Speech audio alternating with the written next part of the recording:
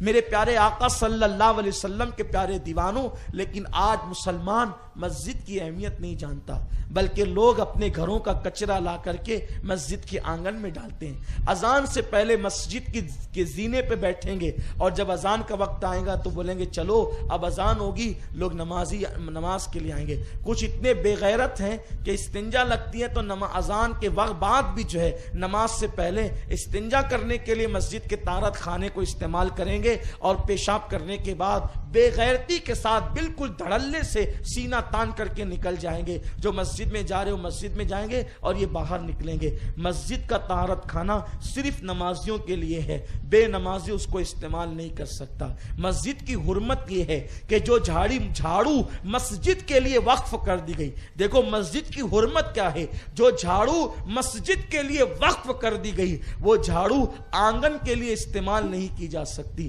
مسجد کی حرمت یہ ہے جو چراغ مسجد کے لیے وقف کر دیا گیا وہ چراغ کسی اور کے گھر میں روشن نہیں کیا جا سکتا۔ میرے پیارے آقا صلی اللہ علیہ وسلم کے پیارے دیوانوں، مسجد کی حرمت یہ ہے کہ اگر مسجد میں کوئی چیز گم ہو جائے تو اس کو ڈھونڈنا واویلا کرنا جائز نہیں ہے۔ یعنی اگر کسی کی چپل گم ہو جائے تو آپ اس طریقے سے ڈھونڈے کہ میری چپل میری چپل میری چپل۔ اللہ کے رسول نے ایسے لوگوں پہ لعنت فرمائی، اور حضور نے دعا کی جو مسجد میں گم شدہ چیز کو تلاش کرے اللہ اس کی چیز اس کو کبھی نہ ملائے، اللہ اس کو اس کی چیز کبھی نہ ملائے۔ کیوں؟ اگر آپ کسی کے گھر گئے، گھر جانے کے بعد آپ کا موبائل گم ہو گیا، تو اگر آپ گھر کے اندر موبائل ڈھونڈیں گے تو شرمندگی کس کو ہوگی؟ کس کو ہوگی؟ گھر والے کو ہوگی کہ میرے گھر میں اس کا موبائل گم ہو گیا۔ اللہ اکبر! مسجد کی حرمت اور عظمت یہ ہے، اگر اللہ کے گھر میں کوئی چیز گم ہو جائے تو اس کو ڈھونڈنے کی اجازت نہیں دی گئی۔ آس پاس دیکھ لیں، جہاں رکھی تھی دیکھ لیں، خاموشی سے نہیں ملتی ہے چپ چاپ چلے جائیں، ڈھونڈنے کی ضرورت نہیں۔ اگر ڈھونڈو گے تو رسول پاک واویلا کرو گے، مسجد بدنام ہوگی، مسجد کی عظمت بدنام ہوگی، مسجد کی حرمت پہ لوگ دھبا لگانے کی کوشش کریں گے۔ تو اللہ کے رسول فرماتے ہیں مسجد میں چیزوں کو ڈھونڈنے کے واویلا کرنے والوں پر اللہ کی لعنت ہو، رسول اور فرشتوں کی لعنت ہو۔ اور ارشاد فرمایا کہ جو مسجدوں کے اندر گم شدہ چیزوں کو ڈھونڈے اللہ ان کی وہ چیز ان کو کبھی نہ ملائے۔ لیکن اگر کوئی بندہ مسجد میں کوئی چیز گم ہو گئی، جہاں رکھی تھی وہاں چپکے سے دیکھ لیا، نہیں ملی تو خاموشی سے نکل گیا، اللہ اس سے بہتر چیز اس کو عطا فرمائے گا۔ یہ مسجد کی حرمت ہے، مسجد کا حق ہے۔ یہ میرے پیارے آقا صلی اللہ علیہ وسلم کے پیارے دیوانوں، مسجد کو ہم نے سمجھا کیا؟ اگر کسی کے گھر میں برکت نہیں ہوتی ہو اور بے برکتی ہو، گھر کے اندر برکتوں کا نزول بند ہو گیا ہو، اس کو چاہیے جب مسجد جھاڑی جاتی ہے، صاف کی جاتی ہے، تو اس کا جو کچرا ہے مسجد کے کچرے کو باہر اس طرح روڈ پہ پھینکنے کی اجازت نہیں دی گئی ہے، بلکہ اس کے لیے حکم یہ ہے یا تو اس کو ایسی جگہ ڈالیں جہاں کسی کا پیر نہ پڑے۔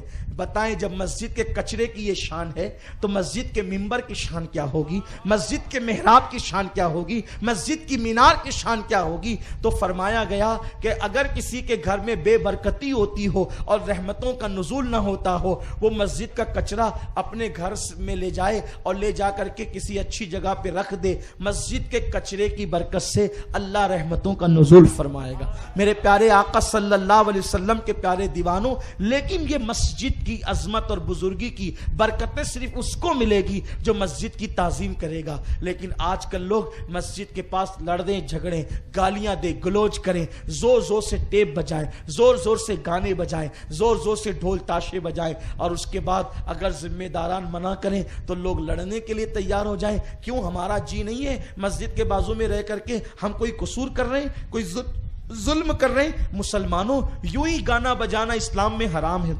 اسلام میں گانے بجانے کی اجازت تو نہیں دی ہے۔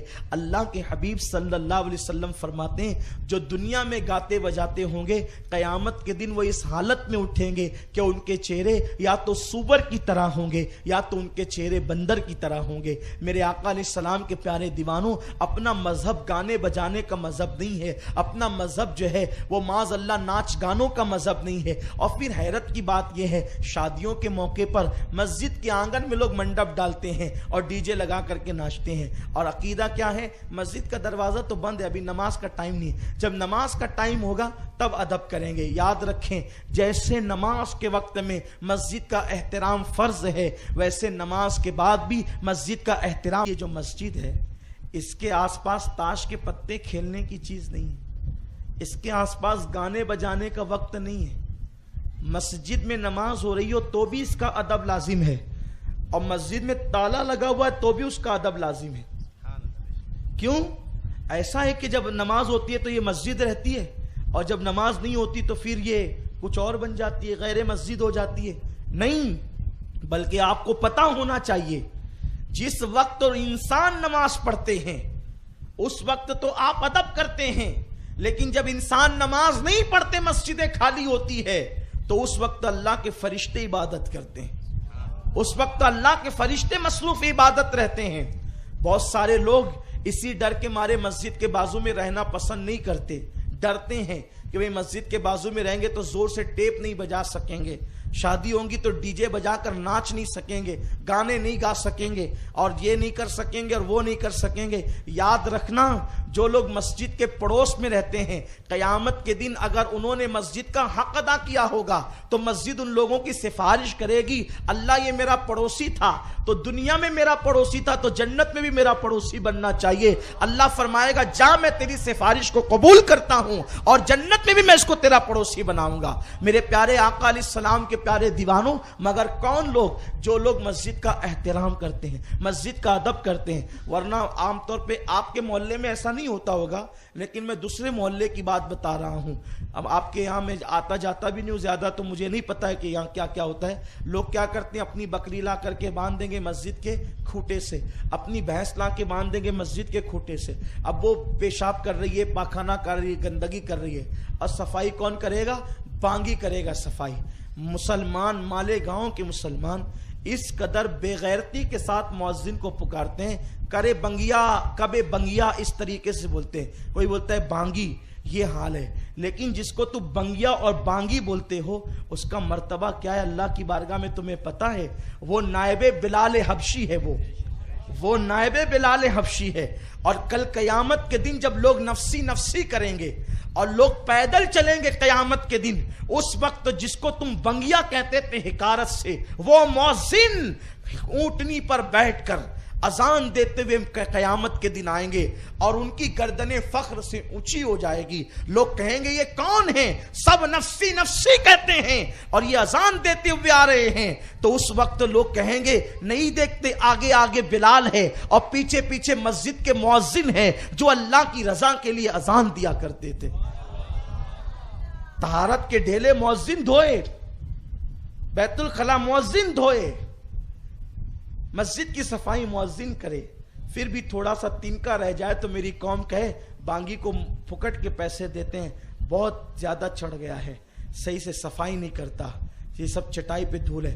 جمعہ کے دن 2 رکعت پڑھنے کے لیے آتے ہیں اور امام اور مؤذن پہ ظلم ڈھاتے ہیں. امام کی 50 برائیاں، مؤذن کی 150 برائیاں، لیکن اپنی برائی کسی کو نظر نہیں آتی. 5 منٹ بیان زیادہ ہو گیا تو پورے ہفتے بھر اس پہ زگ زگ چلتی ہے.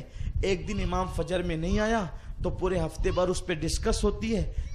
امام کو فجر میں آنا چاہیے، میں امام کی جھوٹی وکالت نہیں کر رہا ہوں، فجر میں امام کو کیا ساری دنیا کو آنا چاہیے؟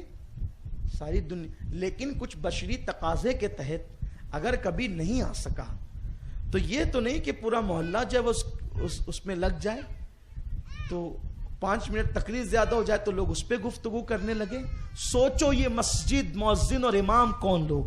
اللہ کے حبیب صلی اللہ علیہ وسلم فرماتے ہیں قیامت کے دن اللہ مسجد کو سواری بنائے گا اور امام کے ہاتھ میں اس کی لگام ہوگی اور مؤذن اس کو ہانکے گا، اور جتنے مسجد کا حق ادا کرنے والے مصلی ہے سب کو اس کے اندر بٹھایا جائے گا اور وہ اس شان کے ساتھ قیامت کے دن آئیں گے.